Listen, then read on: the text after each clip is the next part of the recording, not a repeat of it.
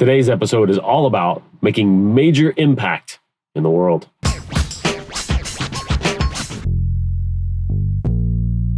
Today, before we kick off this episode, I want to thank our sponsor, For You From Me by Raj Daniels. This book is phenomenal. If you know Raj Daniels, and you can check out episodes 1 and 2 of this show in order to get to know him a little bit better. If you know him, then you know what an inspiration he is, just in the guidance that he gives in his own life, person by person on a one-by-one basis. And his book is no different. It's really a clear vision of how you should be approaching life, presented in a way that is, it's simple to take action on. And that's so important these days. It's really meant to be taken, a chapter at a time, and then take that sort of lesson of the day and let it sink in, let it soak in, and kind of color your whole day. There's a place in each chapter for you to take notes. So at the end of each day, having a chance to sit down and reflect on how that lesson sort of colored your day. It's such a much more powerful way to take in learning. I think that approach could be applied to a lot more books, and we get the lesson a lot better, I think. So make sure you check out For You From Me by Raj Daniels. It's on Amazon. Get you a copy right now. And real quick, I just wanted to say, wow, episode 50. It's another reason I'm ecstatic that Raj is the sponsor of this very special episode. We have an amazing guest, Tony Fleo, on the show, a great sponsor in Raj Daniels and his book. And I'm just so grateful to be bringing this show to you still. And I appreciate you all for jumping in the car with me 50 times now and meeting some amazing people and taking this journey with me. And here's to a whole lot more. How's it going, everybody? Jason Croft here, the Credibility Craftsman. And I'm so glad to bring you Tony Fleo to the show today. He is the CEO of Social Venture Partners here in Dallas, and mutual people that I respect so much. Raj Daniels, Julian Placino, past guest on this show, of course, and just wonderful people. I've kind of made this introduction and made sure that Tony was on my radar. And I'm so excited to bring you both his story, but also that bigger story of Social Venture Partners, and specifically Social Venture Partners Dallas, and some of the programs that they're putting in place here are just unbelievable. Doing major good in this world with profit as well. And in my opinion, number one, they're certainly not mutually exclusive, but more importantly, they help each other so much. There's great things with the nonprofit have a mission that actually will build your business, right? On the business side, on the profit side. And then in running a nonprofit, there's so many business best practices and for-profit best practices that can really help you get your mission out into the world that much better. But we dig into a lot of those aspects in this episode of what Tony and his team are doing to actually fulfill that mission out in the world. Tony Fleo, welcome to the show. Hey, thanks so much. I'm glad to be here. Absolutely. There's that. Man, you fire when the cameras come on, the voice comes out. It can come out. I like it. We are here on a lovely rainy day in Dallas, Texas, and which works. We like to add a little bit of danger to the show. So I'm going to be going extremely fast. You won't mind if I use my air brake here? Not at all. I am a bit of a control freak. Oh, you can drive if you like. We'll see how it goes. Well, I'm so excited to have you on the show here. Tony is the CEO of Social Venture Partners Dallas. Correct. And first of all, give us a brief. I want to dig in a whole lot on what Social Venture Partners is and the mission and everything, but give us a brief overview real quick of that. Sure. So Social Venture Partners is an organization that men and women join who want to give basically their time, their talent, and their financial resources to make the world a better place. And we put them in connection with one another to grow their capacity and their impact, so that we can help organizations that are dealing with some of the world's toughest problems. We can help them succeed by deploying our partners' networks, their skills, and their resources on the capacity side of social enterprises. As you know, most social enterprises are founded by some amazing person with a great passion for some cause, and they start to get a following. People start giving them money, the cause gets a little bit bigger than they can handle, and they make their first hire. And once they make their first hire, they're running a small business, whether they like it or not. Absolutely. And if you've ever run a small business, you know that that is a full-time job in and of itself, and you lose focus on the mission. And so our partners go in and try to ensure that great leaders of mission-driven organizations can succeed, and we help with various aspects of growing the business side of the endeavor. Oh, that's fantastic. I love that, because that's what so many people miss is whether you're running a nonprofit or a company doing good out in the world or any other kind, like that, a business is a business and has to run that way. And it's only going to do better the more that founder thinks of it and has that mentality. For sure. And, the myth around, nonprofits should put all of their money into programs and into the mission, that really is a total fallacy and works against great causes being successful. In order for great causes to be successful, there has to be a business engine behind them. There has to be marketing dollars so they can advance their mission. You would never start a business, a for-profit business, without considering how much of a budget goes to marketing. Oh, yeah. But yet in the nonprofit world, you're supposed to solve these problems without any marketing budget. You're supposed to solve these problems, the most difficult problems the world has, with people that get paid less than they can survive on. So none of that model is helping. It doesn't work. We are shifting that model as much as we can. We are investing in organizations' operations, in the right personnel, so that they can get the job done. And what does that look like at a practical level? Like, what's an example of that investment that you would make and help them with? So some of our partners, come from marketing backgrounds, for instance, and they join us, and we deploy them to nonprofits that need a marketing strategy that they don't have the budget to go and get professionally done. We pull in the pro bono consulting partners to help them get that established. Maybe the organization needs rebranded. Our marketing experts come in and work on those projects for them and get them to a place where they can create the revenue that they need to go hire the people that they need to do the job on a full-time basis. Gotcha. We also give, cash grants to organizations for their operations so that they can get to the next level as well. Oh, that's great. And you've been CEO since 2013? I've been there. I've been with the organization in Dallas for 5 years and CEO for 4. Okay, gotcha. So before we dig in more with SVP,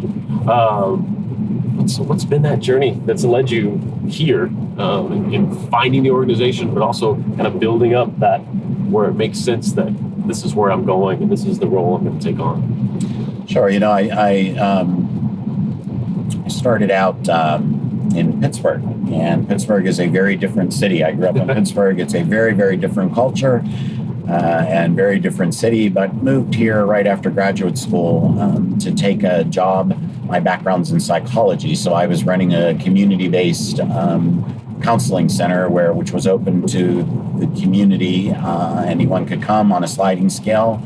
And in that setting, I was doing counseling hour after hour and came upon some problems that were bigger than the individuals. Those were issues that they were faced because of the social dynamics in which they lived. And so I started to look for, what are the organizations that are dealing with that particular problem? This person needs a job. It was a bad time here in the 80s, and there were a lot of people in counseling because of the impact of loss of job here. So we were looking for, what are the organizations that are helping people find jobs? What are the organizations that are helping people with recovery? And then I started to get into learning more and more about the social services and the nonprofit organizations that were built to help people live through some pretty tough circumstances in their lives. Yeah. That made me kind of fall in love with the social service world, the nonprofit world. And then I started to get clients who were executive directors of nonprofits. and I would listen to their woes and their sufferings. And these people were brilliant. And it was usually because their board was totally dysfunctional that they were about ready to quit this great mission. Oh, wow. And so I started to do some study and research about what makes great boards. And then I started a consulting practice around development for organizations and team development and board governance and modeling great behavior as leaders. And that ultimately led me to Social Venture Partners, who dedicate their whole day and hours and mission to doing just that. And so that's how I ended up with the organization, and feel very privileged to be leading a group of like-minded folks who want to bring their talents and blend them and make greater impact in the world. Oh, that's great. It seems like such a natural evolution to into that, right? It does now, looking back at it. It didn't at the time. So what was that transition? What was that point that you found the organization, though, and then thought you could shift in there? Was that a rough transition? Was it? It actually came a little bit earlier than that.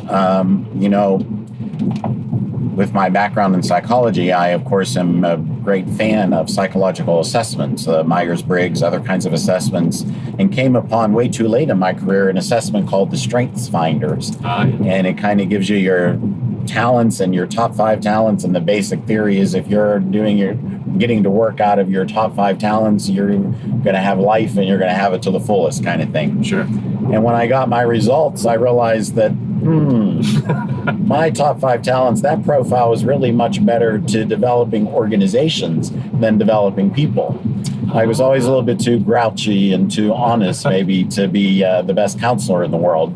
I might be still too grouchy to be the best business developer in the world, too, but it seems to work better in this setting. So people need honest truth a lot of times. People need honest truth, including me. But yeah, so I decided that, this is really a better profile for building organizations and helping groups move towards mission than it is for working with individuals.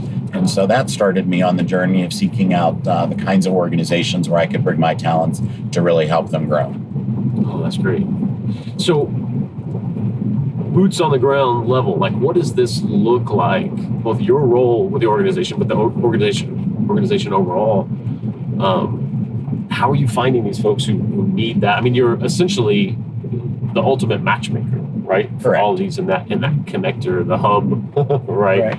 How are you finding folks and then matching those and sharing that mission? Yeah, I pick people up on airplanes and restrooms, anywhere that I zone in, because one of my top talents is individualization. So you just key in on what are the key talents of other people, Nice. But no, it's to find our partners who come and want to give their skills and their talents to the organization. We have close to 170 partners now, and of course they're bringing their friends and people that they're talking to who are looking for more purpose, mission-driven ways of giving back. We meet people in a whole variety of ways through Social Venture Partners and the work that we do in the community. In terms of the organizations that we work with, we have a regular application process, but our partners can bring great causes to us. We seek out some things where we see gaps in places, and we want an organization to come in and fill those gaps, or we want an organization to kind of move their mission a bit in another direction. We are looking for those kinds of opportunities, and we'll seek those out as well. So there is a wonderful thing about being in Dallas. There are certainly no shortage of social missions to work with, and there are no shortage of really wonderful people who want to give their talents in purposeful ways. Oh, yeah, without a doubt. I've been very fortunate to meet person after person who here in town who fits that description perfectly. Something you were sharing with me earlier, which I think is really fascinating that maybe a lot of people aren't aware of, is how you're helping people shift those investment dollars into some of these other companies, and kind of taking what used to be like, oh, well, let's give a grant, let's do this, and doing something else with that. Right. One of the things that we have to really make a shift in our own paradigm around what makes the world a better place is charity is not the only answer. Charity certainly has its place, but impact is what we're really after. Who are the organizations that are making the greatest impact on social problems? Right. Sometimes that is a business. Sometimes it's a county or a government program. Sometimes it is philanthropic. But we want to seek out those organizations that are making really positive and very big impacts in the social sector. And oftentimes, businesses can move much quicker to solve problems than nonprofits can. So we want to be able to create impacts, financial impacts for business that help them do their mission as well. We have some incredible startups here in Dallas, a few organizations that their core business is to do good in the world. We have just recently worked with and invested in an organization called Scratch. It's a guy who decided that it's a real social good for teens to be working. And as there was an article, story this morning on the news about how low the percentage of teens are that are working today compared to past generations, and the social benefit that had for teens who were in the workforce very early on, and what that did for them individually, what it did for the small businesses that employed them, what it did for society overall, and teaching them the kind of work ethics and important commitment things that those first jobs do. Oh, yeah. So he's created an app that links jobs to teenagers in their neighborhoods, and it's just it's a great thing, and we believe in those kinds of innovative projects to solve problems. We're looking at on-the-road lending. We just had Michelle Corson from Dallas come and speak to our cohort. We have a young venture philanthropy cohort, a leadership program. She has started a loan fund for single mothers so that they can get reliable transportation. The number one reason that a woman slips into poverty is usually through divorce and being a single mother. And the reason that a woman loses her job is because she doesn't have reliable transportation. Wow. This puts single women who could not get normal loans qualify for bank loans into a car loan with a reasonable interest rate and expected return. And, she's doing very well with that fund. And it's solving a big social problem from a business perspective. The women are in reliable transportation. They are paying a decent rate of return back. And in addition to that, she has created a nonprofit center to help these women understand finances and give them the support they need to meet other aspects of their lives that often cause them undue stress that others don't have to face. So those are the kinds of business solutions that we want to invest in as well. And we want to invest in them for a return so that when these businesses do well, we have more money to invest in other great causes. So Social Venture Partners here in Dallas has been taking a lead in that what's called the impact investing space and bringing together those folks who are interested in this to kind of do it in a unified way and at least to share best practices and learnings and deal flow so that we can all be looking at the same deals and figuring out what are the best ones for us to get involved with. Oh, that's brilliant. I love that so much. I get so excited when I hear about these two worlds coming together, right? And taking that for-profit approach to do even more good in the world, because those things aren't mutually exclusive. well, for sure. And the rapid change is, at one point, social influencers tried to get companies to do less harm in the world. Mm-hmm. And it was perfectly acceptable for companies to do harm in the world if they were making profit. Right. But there was a shift in let's just get companies to do less harm. Now there's a shift to let's get companies to not only do less harm, but to actually contribute to good causes. And now the shift is let's get companies to really do good as their bottom line. And while we are quite a far way away from that, we are certainly moving in that direction. More and more companies are wanting to get engaged in that. And as much as I knock the millennial generation, they have been driving that kind of purposeful employment, or at least that's the myth around what they're driving. We won't go down that road. We won't go down that road. Check out Pathways to Success episode with Mr. Tony here, if you would like more down that path. That's right. This is awesome. What? So describe like the bigger. So Social Venture Partners is global. Yes. So it's kind of a combo of global and local. Yes. For sure. So Social Venture Partners is an international organization. We have started in Seattle, and I think Dallas was the third city to pick up the model. We are 18 years old here in Dallas. It's in 40 some cities now, 9 countries, and each social venture partner city raises its own funds in the city, deploys them locally, is governed locally, but we share an international backbone of best practices, conferences, all the kinds of things that make organizations strong is that learning, and we share the learning across continents, and we try to create thought leadership in various areas that can move whole states and regions in a particular direction, whether it be this impact investing idea, or whether it be in equity or social justice, or whatever the theme is that we believe is really going to move the needle in the social sector. We try to promote nationally and internationally through our different cities that we work in. Oh, that's great. Because it's sort of like, it's the great, you got a great balance between autonomy and yet power of the big boy. Yeah, right. Absolutely, because each city and each state and each country, of course, has their own culture and their own desires and their own ways that people want to engage. And so being so hyper-localized that we can really tap into the individual needs and culture of a particular city and region. Yeah. So how can people help? What's somebody watching this right now, just like certainly to learn more. Sure. You can send them there, but also what's sort of the ask for the audience? Sure. How can we help you? So may I talk about one more project and then get into that? Please, absolutely. I'm going to talk about 2, and I want to give a shout out to the Dallas Morning News for inspiring both of these projects. But these are the kinds of men and women that join our organization. The Dallas Morning News ran an article on the AIM program. It is a county program that Judge Birmingham runs that is an alternative program to a nonviolent felony charge.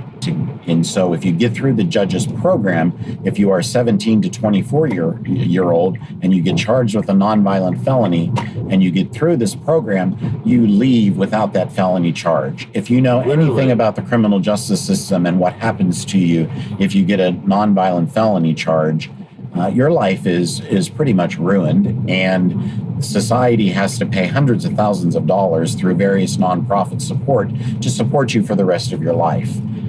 When these nonviolent felony charges are oftentimes things that my kids could have gotten involved with, or a false ID or anything stupid like that, but I have the resources and the means and the connections to get appropriate counsel and get those felony charges taken care of or dismissed to misdemeanors. Some of these kids in this program don't have those same kind of resources, right? So he has created this program that really helps that along the way. And we believe that is really a powerful intervention program. So despite the fact that it is a county program, and as you know, counties have very limited budgets for these kinds of things, they might be able to take 25 to 40 kids and probably 2,000 need it. So how can philanthropy enter into a government program that is really working and creating a vital need, fulfilling a vital need, and how can we blend those two together? So we have worked with Judge Birmingham. We have created a large advisory board of some folks to really help us figure out how we're going to help the county increase a very successful program that is already working. So one of the things that we do at Social Venture Partners is this thing called collective impact, where we bring together lots of players who are working in the same field and help them come together to work on some specific goals, as we have done with our After 8 to Educate program. Again, the Dallas Morning News ran an article about, almost 3,000 unsheltered kids from Dallas Independent School District.